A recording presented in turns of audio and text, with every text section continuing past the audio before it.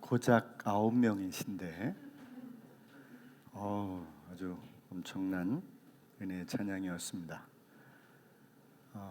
문이 안 열리고는 못 베길 만한, 반드시 열려야만 하는, 진짜 오늘 완전히 그냥 열린 문 앞에 저희가 쓴 것 같습니다. 아주 감사하네요. 너무 좋습니다. 우리 앞뒤 좌분과 한 번 더 인사 나눕시다. 잘 오셨습니다. 잘 오셨습니다. 반갑습니다. 네. 목이 간질간질하죠.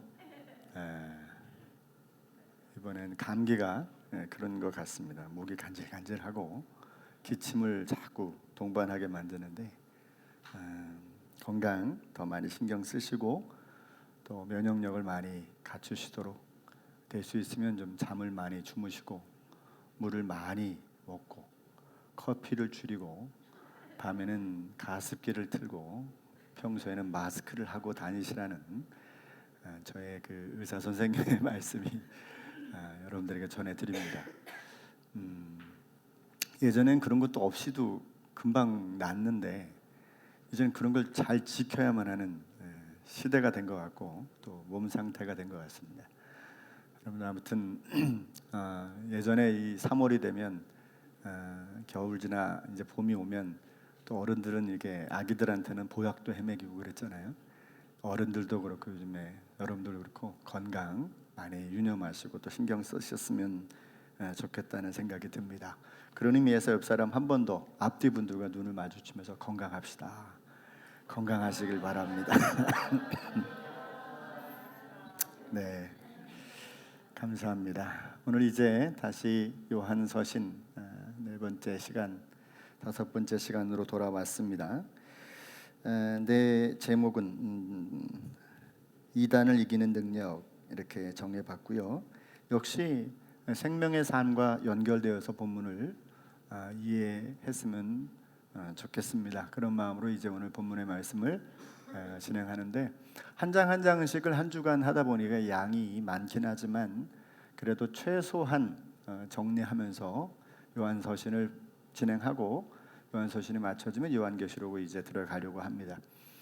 요한일서 4장의 말씀을 오늘 우리가 함께 생각할 건데요. 특별히 4장의 1절부터 6절까지만 보려고 합니다. 1절부터 6절까지는 영들을 분별하라 이런 명령의 말씀이고 또 7절부터 마지막 절까지는 서로 사랑하라 이런 내용입니다. 성도가 서로 사랑하기 위해서 영들을 분별하는 것은 아주 중요한 일입니다. 그래서 영적 분별을 먼저 가질 수 있도록 요한 사도가 자신의 공동체를 다독이고 또 그들에게 메시지를 전하고 있는 것이죠. 4장의 핵심은 결국 영적 교제를 위해서 우리 예수님에 대한 이해가 반드시 필요하고 예수님에 대한 분명한 믿음이 없이는 영적 교제도 일어날 수 없고 서로 사랑할 수도 없다라고 하는 것을 우리에게 보여줍니다. 여러분 우리들의 사랑의 기초는 세상의 윤리가 아니라 예수 그리스도로부터 출발된다라고 하는 사실을 그래서 우리는 기억해야 되고요. 그런 면에서 영들을 분별하는 오늘 내용은 아주 중요한 우리의 신앙생활에 있어서 아주 필요한 내용이라는 것을 기억하면서 오늘 본문의 말씀을 나눴으면 좋겠습니다. 전에도 언급을 드렸습니다만은 금융 문맹 이런 말이 요새 있다 그랬잖아요. 우리가 이 소위 금융에 대한 지식이 없는 경우를 가리켜서 마치 글자를 못 읽는 문맹의 말을 빗대어서 이렇게 이야기한 단어인데요. 이 문장이 참 우리에게 생각을 많이 하게 합니다. 특별히 우리가 돈 공부를 안 하고 또 이 지식에 관한 부분이 거의 없다 보니 많은 사람들이 재정적 손실을 잃거나 또 없어지거나 하는 경우를 많이 경험하게 된다는 거죠. 여러분 한글을 몰라서도 우리가 세상을 살 수 있어요. 그죠? 더군다나 한글은 되게 어렵거든요. 이 소리 그리기 때문에 사실 뭐 영어나 뭐 다른 나라 말들을 제가 칭찬하는 건 아니지만 가까운 일본이나 뭐 이 중국이나 이런 데서 그냥 단어 두 글자로 딱 한 글자로 딱 끝납니다. 근데 우리는 이게 소리 그리기 때문에 끝까지 읽어봐야 돼요. 그래서 한국말은 뭐라고요? 끝까지 들어봐야 아는 겁니다. 다 해놓고 그게 아니고 그럼 그게 아닌 겁니다. 10분 동안 얘기해놓고 그게 아니고 이렇게 하면 그게 아닌 겁니다. 그만큼 우리가 우리 말에 되게 이해하기가 어려운 말에 속해 있는데, 금융 문맹이라는 것처럼 우리가 글을 몰라도 금융의 문맹이 되면 어떻게 돈을 관리해야 되는지 어떻게 써야 되는지를 모르기 때문에 마치 기름이 줄줄줄 새는 어떤 탱크에 구멍이 뚫려서 줄줄줄 새듯이 그렇게 재정을 잃어버리는 경우가 굉장히 많이 있다는 거죠. 우리 한국 사람들이 그렇다는 거예요. 학교를 보통 중고등학교를 졸업할 때까지 돈 공부에 대해서 전혀 가르쳐주지 않기 때문에 그런 경우가 있다는 겁니다. 그런 것처럼 사실 우리가 신앙생활에 있어서 이게 대단히 중요한, 교회는 다니지만 신앙생활을 또 하고 있지만 이 복음의 삶을 실제적으로 문맹처럼 어떻게 살아야 되는지, 이럴 때는 어떻게 해야 되는지가 좀 구체적으로 우리에게 다가오면 훨씬 더 어떤 결정을 하거나 어떤 문제 앞에 섰을 때 쉽게 그 문제들을 또 벗어날 수 있는 기회를 얻을 수 있다는 것입니다.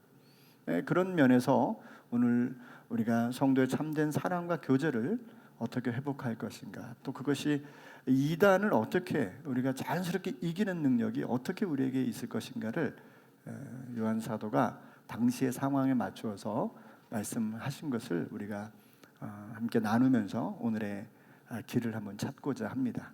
첫 번째 내용은 이제 영들을 시험하라 하는 내용입니다. 사랑하는 자들아, 영을 다 믿지 말고 오직 영들이 하나님께 속하였나 분별하라.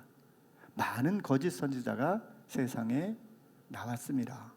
이로써 너희가 하나님의 영을 알지니 곧 예수 그리스도께서 육체로 오신 것을 시인하는 영마다 하나님께 속한 것이요. 3절은 다 같이요. 시작.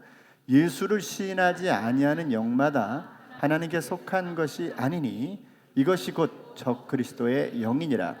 오리라 한 말을 너희가 들었거니와 지금 벌써 세상에 있느니라. 그렇습니다.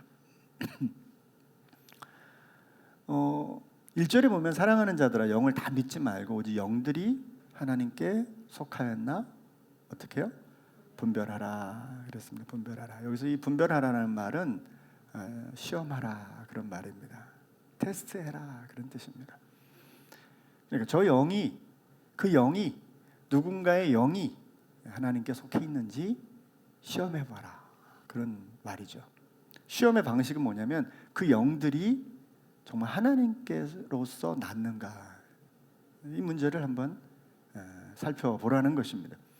시험하라는 이유는 뭘까요? 하나님께 속하지 않은 영들이 이미 존재하고 있고 이미 그들이 거짓 선지자의 모습으로 요한 당시에 그들의 공동체 안에 침투되어 있고 또 그 안에 함께 있다는 것입니다. 무지개 교회는 특별히 이제 신천지가 오기 참 어려운 교회죠. 100명 이하의 개척한 목회자가 개척한 교회, 굉장히 어렵대요, 침투하기가. 그런데 혹시 안 계시죠? 이미 와 있다는 겁니다. 이미 거짓된 이 비진리를 주장하는 자들이 가까이 왔다. 이들이 얼마나 열심히 했냐면 제가 교회 오면 교회 우리 이 편지함에 항상 신천지로부터 하나님의 교회로부터 소식지가 늘 와 있습니다. 그래서 제가 그때마다 그걸 버리지 않고 가지고 들어오니까 이분이 열심히 읽나 보다. 그리고 매주마다 아주 잘 꽂아 놓습니다. 사실은 뭐 읽지도 않고 제가 치웁니다만 그렇게 열심으로 지금도 그들이 활동하고 있는 것을 우리는 보게 되죠. 요한일서 4장 1절에 보면 사랑하는 자들아 그렇게 표현했단 말이에요. 사랑하는 자들아. 그러니까 이 호칭에서도 알 수 있듯이 사랑이 뚝뚝 묻어나는 거예요. 요한 사도에게 자신의 공동체에 대한 그 사랑이 뚝뚝 묻어나요. 사랑하는 여러분들, 사랑하는 사람들이요, 여러분들이 영들을 시험하셔야 됩니다. 그렇게 이야기하는 거죠. 사도의 마음이 얼마나 이 일로 인해서 이미 상처받았고 이미 힘들고 어렵다는 사실들을 우리가 보게 되는 거죠. 그러니까 여러분, 가족이 이단에 빠져본 분들, 또 그것이 주변의 상황 가운데 있었던 경험은 된 분들은 굉장히 이게 힘든 일이에요. 어려운 일입니다. 당시나 지금이나 이것은 엄청나게 힘든 일이 맞는 것 같습니다. 뿐만 아니라 이 일은 여러분 인류 역사 속에서 계속 이 악한 영들에 의해서 하나님의 사람들이 또 저희 사람들이 넘어지고 쓰러진 적이 많잖아요. 인류 최초의 범죄는 사단에게 속아가지고 일어난 일 아닙니까? 먹어도 된다, 먹어도 된다. 그 말에 속아서 하와가 따먹고 남편에게도 준 거 아니겠습니까? 수많은 믿음의 선지자들도 이 영에 속아서 잘못된 선택과 판단을 했고요. 사도들도 넘어졌고요. 오늘날 믿음의 수많은 사람들도 여기에 쓰러지고 넘어지고 있는 것이 사실입니다. 그래서 이 인간의 타락과 오늘의 우리들의 신앙생활의 넘어짐에 아주 직접적으로 관여된 문제이고요. 이것은 이단의 문제는 결국 마귀에게 속한 일이라는 것을 우리가 먼저 생각해야 됩니다. 이것은 단순한 어떤 생각의 차이가 아닌 사단의 권세에 속해 있는 거구나, 이렇게 생각해야 된다는 거죠. 자, 그럼 시험의 방법은 뭐냐면 죄를 짓지 않도록 노력하거나 혹은 의를 행하거나 어떤 사랑에 열심히 최선을 다한 실천, 이런 것으로 그가 진짜 하나님께로서 온 영인지 하나님께로 오지 않은 영인지를 찾는 게 아니라 육신의 몸으로 이 땅에 오신 예수님에 대한 지식과 믿음이 있느냐, 이걸 가지고 하나님으로부터 온 영이냐 하나님으로부터 오지 않은 영이냐를 구분하고 있다는 거예요. 뭘로 구분해요? 예수 그리스도가 뭘로? 육신으로 오신 예수님을 인정하느냐 안 하느냐, 이 문제가 참신앙과 또 소위 말하면 정통과 이단을 구분하는 내용이 된다는 이 말이죠. 요한에서 4장 2절, 이로써 너희가 하나님의 영을 알지니. 자, 하나님께로 온 영이 어떤 거예요? 곧 예수 그리스도께서 육체로 오신 것을 시인하는 영마다. 예수 그리스도가 육체로 온 것을 시인한 영마다 하나님께 속한 것이다, 그렇게 말해요. 또 3절에 보니까 예수를 시인하지 아니하는 영마다 하나님께 속한 것이 아니니 이것이 곧 적그리스도의 영이다, 그렇게 표현하고 있어요. 이 말이 무슨 말이죠? 예수님의 어떤 성육신을 부인하는 거예요. 육체로 오신 예수님을 부인하는 겁니다. 또 예수님의 양성론, 참 하나님이시며 참 사람이라는 사실을 거부하는 거예요. 그래서 뭘 더 주장해요? 단성론을 더 주장해요. 이거 예수님이 오신 건, 예수님의 그 모습은 그냥 그렇게 눈에 보이는 것뿐이지 그건 진짜 육체가 아니다, 이렇게 주장하고 있었던 거예요. 또 2000년 전에 예수님이 진짜가 아니라는 거죠, 그죠? 아직 안 왔다는 거죠. 여러분, 지금 유대인들은 그렇게 믿고 있잖아요. 예수님을 메시아로 인정하지 않습니다. 이스라엘에 가면 하나의 십자가도 발견하기가 어려웠습니다. 그들은 예수님을 메시아로 인정하지 않기 때문에 그래요. 또 하나님의 인간이 되심을 거부하고 있는 거죠. 결국 뭐예요, 이게? 지금의 이단들은 다 이러고 있는 거예요. 특별히 어떤 거에 초점을 맞춰요? 세 번째, 2000년 전에 오신 예수님이 진짜 예수가 아니라 지금 내가 진짜 예수다, 이렇게 얘기하는 거예요. 진짜 용감해도 너무 용감한 것 같아. 자기가 예수라는 거예요. 자기가 메시아라는 거죠. 오늘은 하나님이 인간이 된다는 사실을 그들은 전혀 받아들일 수 없는 것이고, 이게 지금 이제 대부분의 사람들이 어떻게 예수가 신이야, 이런 것들이 가장 이제 신앙의 걸림돌이 되는 게 사실입니다.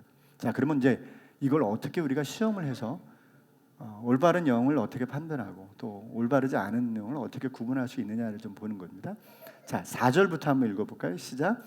자녀들아, 너희는 하나님께 속하였고 또 그들을 이기었나니 이는 너희 안에 계신 이가 세상에 있는 자보다 크심이라. 그들은 세상에 속한 고로 세상에 속한 말을 하매 세상이 그들의 말을 듣느니라. 우리는 하나님께 속하였으니 하나님을 아는 자는 우리의 말을 듣고 하나님께 속하지 아니한 자는 우리의 말을 듣지 아니하나니 진리의 영과 미혹의 영을 이로써 아느니라 그랬습니다. 그럼 요한은요, 왜 이 요한 서신을 썼겠습니까? 자신의 공동체가 별 문제가 없으면 안 썼을 거예요.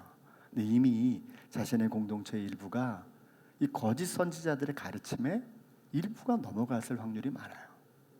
그리고 이미 넘어간 상태임을 알고 본문을 기록했을 겁니다. 어떤 이들은 잃어버린 자가 된 거죠. 어떤 이들은 빼앗긴 자가 된 겁니다. 이리에게 빼앗긴 자가 된 겁니다.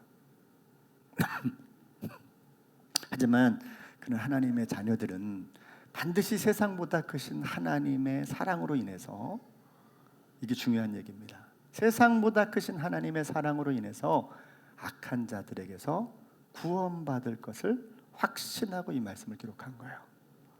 4절에 그렇게 말하잖아요. 자녀들아 너희는 하나님께 속하였기 때문에 또 그들을 이기었나니 왜냐하면 너희 안에 계신 이가 세상에 있는 자, 이 세상의 마귀나 그들을 따르는 자보다 크신 분이기 때문에. 여러분 혹 주변에 가족 중에 또 이런 환경에 놓여 있다고 해도 낙심하지 마십시오. 끝까지 위해서 기도하고 관계를 끊지 마시고 관계 통로는 계속 열어놓으십시오. 그분이 불교를 믿든 어느 종교를 믿든 그것까지 상관하지 마시고 그냥 하나님이 그 어떤 것보다 크시다 생각하시고 관계를 열어놓으십시오. 언제든지 달려가서 도울 준비를 하고 계시면 좋겠습니다.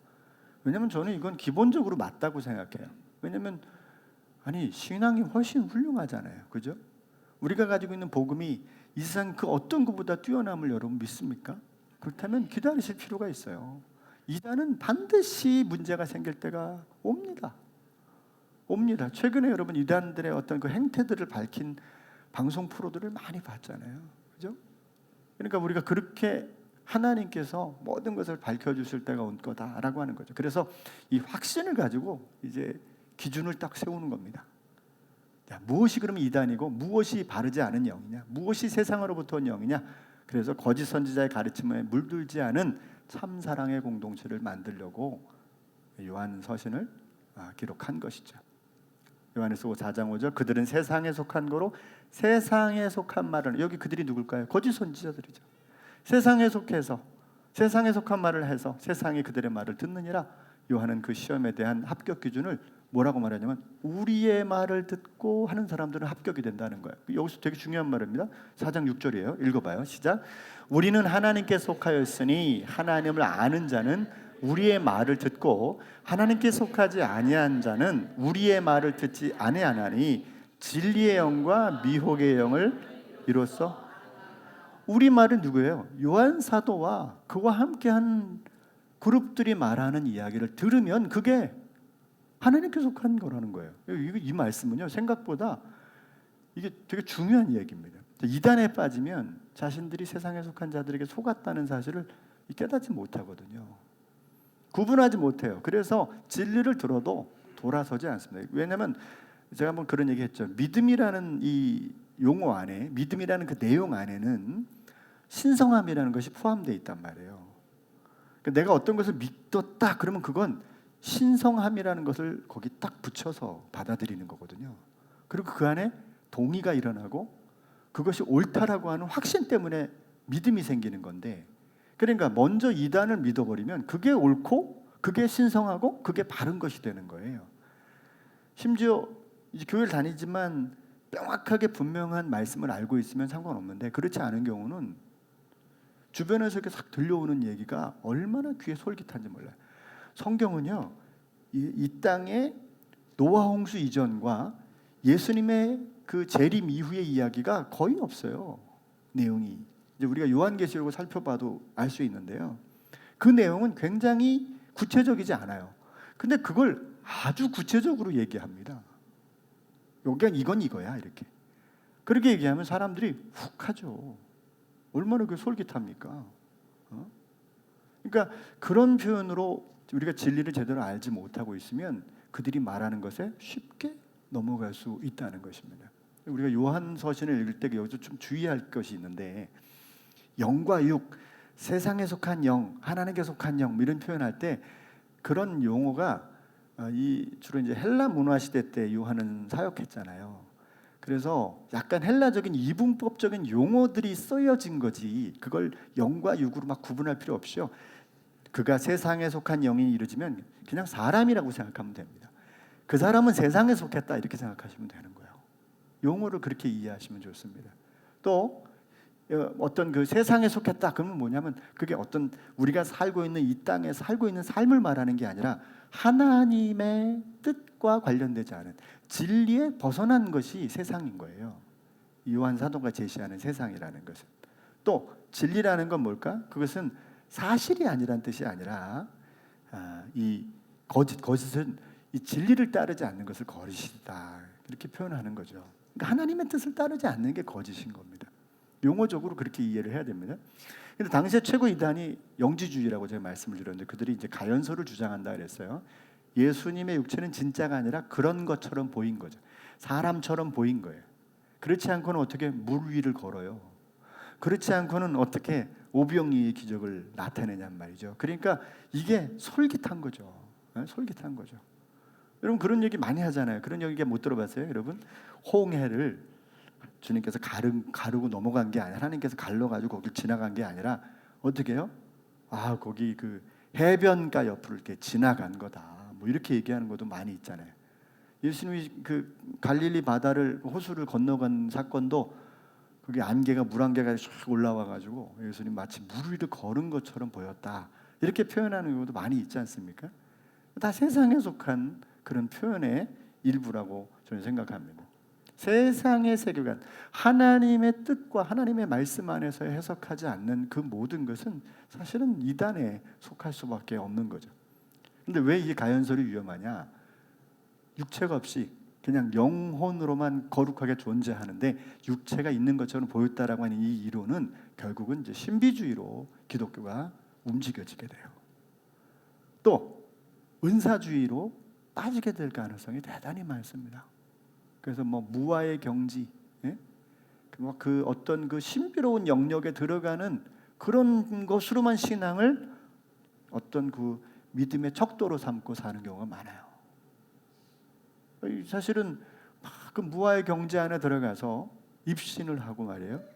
막 그 눈에 보이는 이 현실이 아닌 막 온갖 종류의 환상을 보고 나면 이 정신이 야 이게 뭔 거야? 이렇게 생각하면서 신앙 자체가 완전히 거기에 탁 귀결될 때가 많아요. 그래서 예전에 이제 방언을 한다 그러면 이제 방언에 대한 영적인 체험을 할 때 그 사실은 방언을 받는 게 중요한 게 아니라 방언을 그다음에 어떻게 쓰냐, 그걸 어떻게 우리가 활용하면서 신앙생활에 유익하냐가 중요한데 그 받는 과정에서 막 강하고 급하게 들어온 그 어떤 성령의 역사에 그 취해가지고 그것만 늘 기대하는 신앙을 가진 사람도 많이 있습니다. 저는 어렸을 때 그래서 그 방언을 받을 때 그 강력하게 제 머릿속에 들어오면서 이 혀를 감아내면서 나를 완전히 뒤집었던 그 어떤 사건에 그냥 붙들려가지고 그런 사건 또 없나? 그러면서 어느 정도 제가 신앙생활을 어렸을 때 할 때 늘 그거를 간절히 사모했어요. 그래가지고 뭐 기도할 때는 뭐 온갖 종류의 그 사모하는 그 제 기대치 그걸 주시고 그걸 내가 받아야 뭔가 그때 하나님이 내게 은혜를 주신 것처럼 생각했다고 많았어요. 뭐 그러다 보니 그때는 막 은사들도 별의별 은사들을 다 누리는 것 같고 뭐 사람을 이렇게 머릿속에 떠올리고 기도하면 그 사람의 미래가 머릿속에 쫙 보이기도 하고 이런 적도 있었어요. 제가 이래봬도 20대 신기했습니다. 아무리 저 전사님에서 기도하면 한 달 뒤에 사표를 낸다는 거야.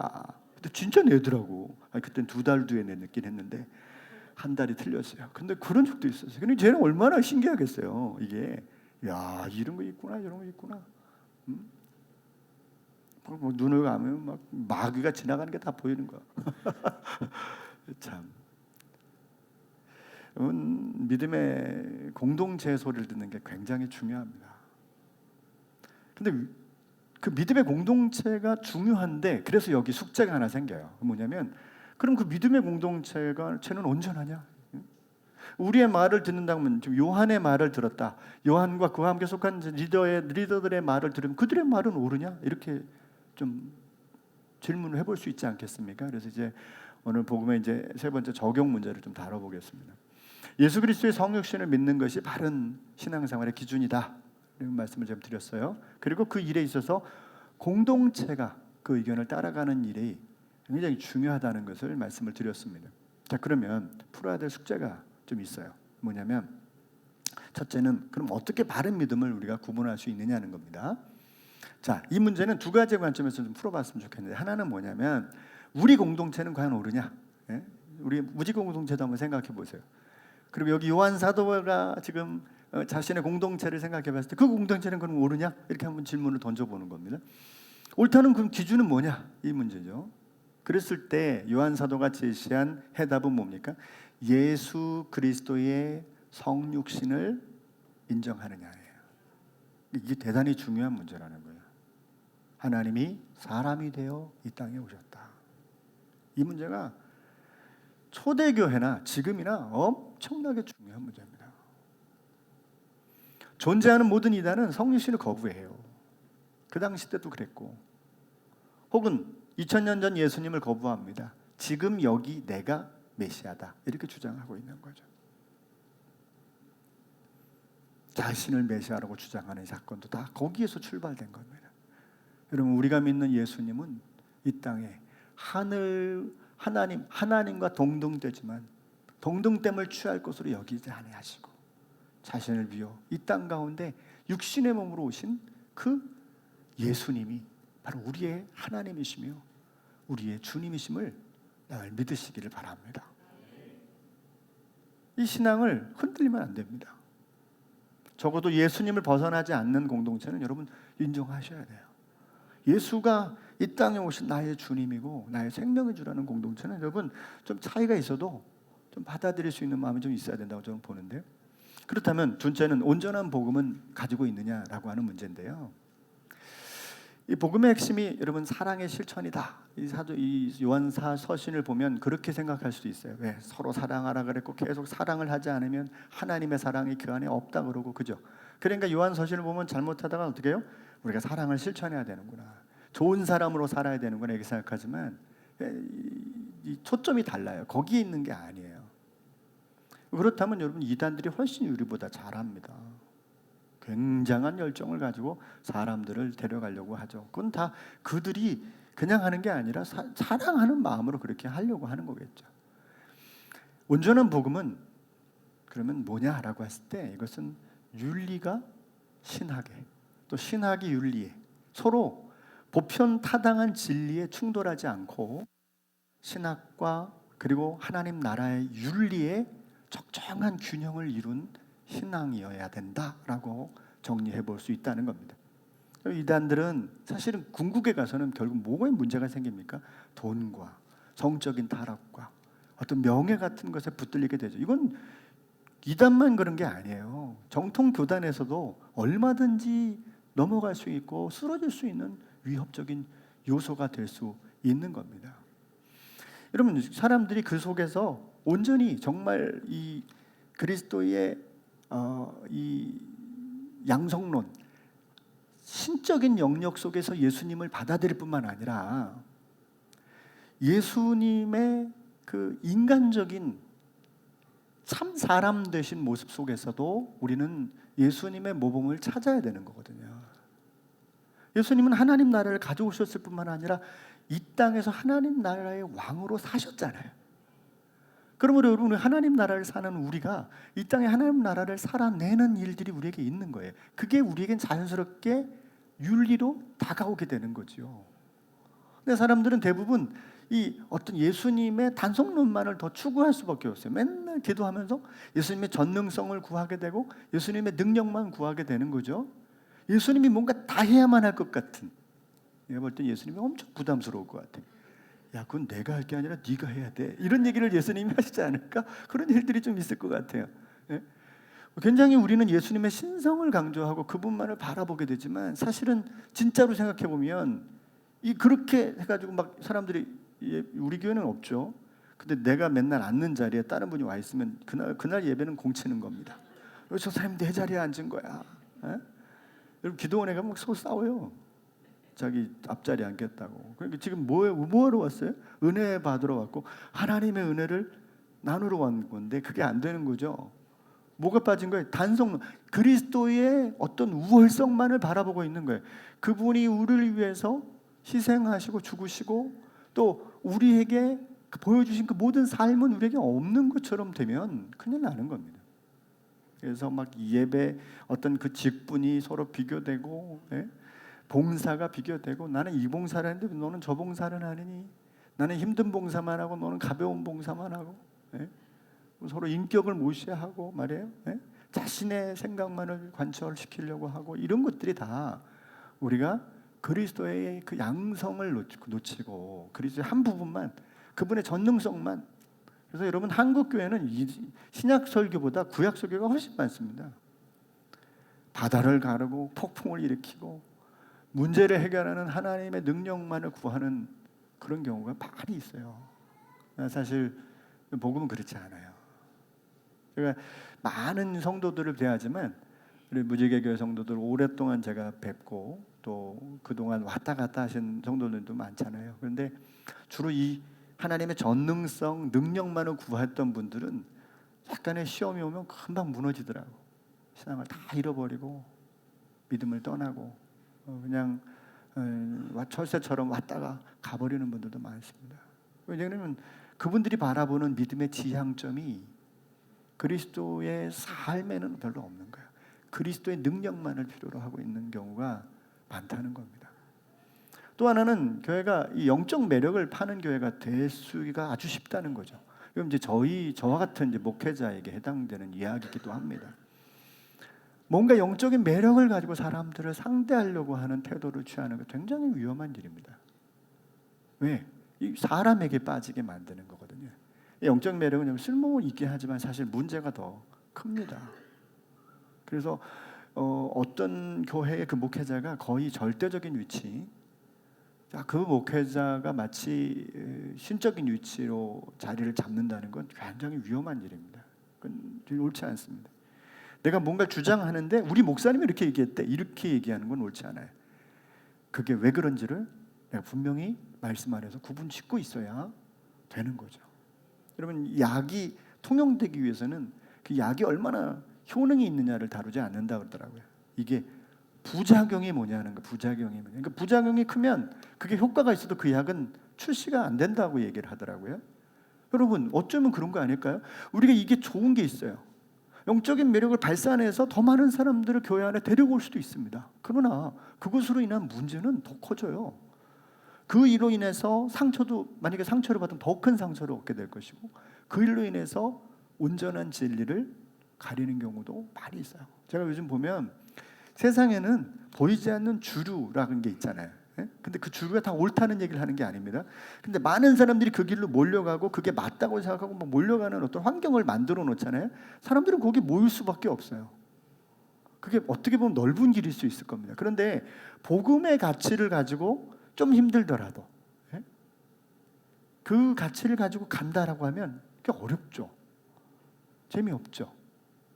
뭔가 풍성하지 않죠. 최근에 여러분 한국에서 막 부흥하는 교회들은 어떤 교회인지, 우리 장로님 오늘 그 이스라엘이 좀 깨닫기를 좀 기도해 주셨는데 이렇게 아니라 오히려 지금 이스라엘이 옳다는 주장을 하는 데가 되게 많아요. 이스라엘을 건들면 망한다 이렇게 주장하는 교회들이 여러분 한두 교회가 아닙니다. 맞습니까? 뭔지 다 모른다고 치자고요. 네? 그러나 적어도 교회들의 주류는 이스라엘을 건들면 망한다 이리로 가면은 그렇게 반대적인 이야기를 하거나 이스라엘이 깨닫기를 기도하면 그 받아들일 수 없을 겁니다. 정말 뭐가 많냐는 거예요. 전 최근에 푸틴이 1월 14일인가 뭐 그날 무슨 세례 아니고 그 찬물에 들어가서 그 예수님 맞기 전에 그걸 먼저 미리 가서 이렇게 무슨 세례같이 물속에 들어오는 뭐 그런 행사에 참여했더라고요. 푸틴이. 아니 그 사람 그러면 신앙을 갖고 있을까? 갖고 있는 사람이 그 추운 겨울에 1월 14일 날 찬물에 들어가서 나올 정도의 열정을 가지고 있는데 전쟁은 끊임없이 나타나고 있다. 고민을 많이 해야 될 얘기 아닙니까? 많은 사람들이 몰려가고 많은 사람이 맞다라고 해서 맞는 건 아닌 것 같아요. 영적인 매력을 우리가 그렇게 표현하면 굉장히 위험하다고 저는 봅니다. 제가 사람에게 빠지게 하는 것은 사탄의 역사로 저는 보는데요. 그런 방식으로 목회를 가르치기도 했어요. 그래서 예전에 막 그랬습니다. 어떤 분들은 그렇게 막 가면 그렇게 가르치는 분들이 있어요. 목회자가 찬양을 딱 대여섯 곡만 부르라는 거야. 그건 다른 건 아무것도 부르지 말래. 대여섯 곡만 부르래. 예를 들면 제가 부르는 찬양이 있으면 사람을 보며 뭐 세상을 볼 때 이런 찬양이라든지 반드시 내가 이것만 부르는 거예요. 그럼 여러분 왜 그러셔야 되느냐는 거예요. 다 찬양을 열심히 은혜 가운데 다 나누잖아요. 그럼 그분이 나와서 반드시 내가 그러면 그동안의 모든 찬양의 흐름은 사라지고 이 목사님의 흐름으로 싹 끌고 가요. 근데 여러분, 그게 인도하고 모든 집회를 이끌어가는 일은 굉장히 힘이 되겠죠. 왜? 좌중을 탁 잡아갈 수 있는 힘이니까. 근데 되게 위험한 일 아닙니까? 난 그 소름이 끼치는 것 같아. 지나가고 나면 똑같은 목장과 패션을 늘 유지하게 합니다. 항상 팔을 걷어붙이고 그 패션으로 가져가는 거야. 왜? 사람을 하기 위한 방식으로 가르쳐 주는 걸 제가 들었어요. 제가 그 집회에 참여해서 섬뜩. 그러니까 우리는 그런 부분에서의 사람에 빠지게 하거나 그 사람의 영적인 매력을 판매하는 환경으로 가지 않도록 굉장히 주의를 기울여야 됩니다. 우리도 모르게 빠지게 되잖아요. 여러분, 집밥을 생각하면 딱 좋을 것 같아요. 여러분, 교회는 집밥 먹는 곳이다. 저는 그렇게 생각해요. 한 주간에 모여서 이벤트 하는 데가 아니라 집밥 먹으러 오시는 거야. 이벤트는 밖에서 하십시오. 기도원도 다니시고 집회가 있으면 다니셔도 됩니다. 세미나가 있으면 가셔도 됩니다. 근데 여기는 전 집밥을 먹는 곳이었으면 좋겠어요. 거기에 무슨 이벤트가 조미료 없어도 돼요. 주부의 사랑이 담겨 있지 않습니까? 좀 뭔가 담백하지만 이곳은 복음이 나눠지고 예수가 주인된 교회. 뭔가 화려하지 않아도, 뭔가 내세울 건 없어도 복음 안에 진짜를 이야기할 수 있는 공간이 되면 얼마나 좋을까. 그래서 누구나 그리스도 안에서 한 형제요 자매요 주 안에서 사랑을 나눌 수 있는 관계가 되면 너무 좋겠다는 생각을 해요. 복음을 위해서 여러분, 엔터테인먼트적 요소가 필요하죠. 오락적 요소도 필요하고 사람들을 흥분시키고 뭔가 업시키는 내용이 필요하다고 생각할 수 있습니다. 은사운동도 필요할 수 있다고 생각합니다. 저도 예전에 한 차례 빠져가지고 그 난리법석을 피웠던 그런 환경을 지금도 사실은 해볼 수도 있겠죠. 그러나 자칫 복음이 심각하게 위협받을 수 있는 환경도 나타날 수 있다는 거예요. 오히려 우리가 더 진지하게 복음 안에 살아가야 되는 것이 중요하지 않는가 생각해 봅니다. 사도행전 17장 11절에 보면, 지금 이 말씀 마치고 이 말씀하고 마치겠습니다. 한번 읽어보겠습니다. 시작. 베레아에 있는 사람들은 데살로니가에 있는 사람들보다 더 너그러워서 간절한 마음으로 말씀을 받고 이것이 그러한가 하여 날마다 성경을 상고함으로. 우리는 사도행전 강의 때 살펴봤던 말씀 아닙니까? 신약시대 최고의 교회 중 하나가 어디예요? 데살로니가 교회입니다. 근데 그 데살로니가 교회와 비교합니다. 베레아 교회는 그들보다 더 신사적이다, 더 너그러운 사람들이다, 그렇게 표현합니다. 왜? 베레아 공동체가 그들보다 더 너그러웠다라고, 여기 오픈 마인디드라고 표현하는데요. 더 열린 마음으로, 더 품격 있는 마음으로 그들에게 인정받았던 이유가 뭐냐? 누가 사도가 그걸 바라보면서 그들을 더 귀하게 바라봤던 이유는 베레아 공동체는 복음에 대해서 간절한 마음이 있었다는 거예요. 간절한 마음으로 말씀을 대했다는 거예요. 여기 보면 그게 열의를 품었다는 겁니다. 하나님의 말씀에 진지함이 있는 겁니다. 한 말씀 한 말씀을 가지고 그냥 허투루 듣지 않고 허투루 지나가지 않고 이 말씀이 뭔 뜻일까 고민하면서 받아들이고, 그들은 이 성경을 상고했다 그랬는데 여기 그 아나크리노라는 말은 실험했다, 증명했다, 이런 뜻이에요. 무슨 말이죠? 말씀을 듣고 진지하게 받아들여서 이 말씀을 실제로 삶의 자리로 끌고 갔다는 거예요. 이거 결코 쉽지 않습니다. 말씀을 삶의 자리로 끌고 가는 순간 거기는 어떤 직분이 통하는 게 아니에요. 거기는 얼마나 오래 믿었느냐가 통하는 게 아니에요. 한 사람이 그리스도 앞에 서는 일이 되는 거예요. 그리고 그 말씀을 통해서 얻는 행복과 기쁨을 누리게 되는 겁니다. 여러분, 복음은 우리에게 생명과 기쁨이 되는 줄로 믿습니다. 그렇다면 복음을 삶의 현장으로 가져가면 거기에 우리에게 생명과 그리고 기쁨과 능력이 나타나게 되는 거죠. 복음 따로 가져갔더니 능력이 딴 데서 오는 게 아니라 그 복음 자체가 우리에게 능력을 허락해 준다는 거예요. 이미 1등과 합격을 우리에게 주시지 않았어요? 왜 그걸 줬냐는 거죠. 방종하라는 것이 아니라 그 역할대로 우리에게 너가 나의 자녀가 되었으니, 나의 백성이 되었으니, 하나님의 자녀가 되었으니 그렇게 살라고 하는 말씀인 것이죠. 이단을 경멸하고 싸움의 대상으로 삼기보다 여러분, 우리 자신이 복음에 더 충실한 거예요. 예수 그리스도의 참된 인격과 그분의 참된 신성을 우리가 받아들이고 그것을 내 삶으로 가져와서 그분과 더불어 살아내는 삶을 베레아 성도들처럼 진지하게 살아내는 것입니다. 우리를 승리케 하시는 의로우신 주님을 박수로 찬양하고 영광 돌렸으면 좋겠습니다. 기도하겠습니다. 살아계신 주님, 고맙습니다. 어려운 시대를 살며 우리에게 다시금 복음의 진리 앞에 서게 하시는 것은 우리 공동체로 하여금 더 사랑하고 세상을 향하여 더 주님의 사랑을 드러내기 위한 주의 말씀인 줄로 믿습니다. 주님, 저희가 다시금 복음 앞에 설 때 우리들의 삶의 현장은 너무나 연약하고 부족합니다. 너무나 모자랍니다. 그러나 복음 앞에 결코 우리가 쓰러지가 넘어지지 아니하도록 은혜를 베풀어 주시기를 간절히 기도하고 원합니다. 무엇보다 하나님, 복음을 내 마음에 새겨서 진리를 따라 순종하고 그 말씀을 삶의 현장으로 가져감으로 진리로 승리하는 주의 자녀들이 다 될 수 있도록 인도해 주시옵소서. 주님을 바라봅니다. 모든 영광 주님으로 받아 주시옵소서. 예수님의 이름으로 기도드렸사옵나이다. 아멘.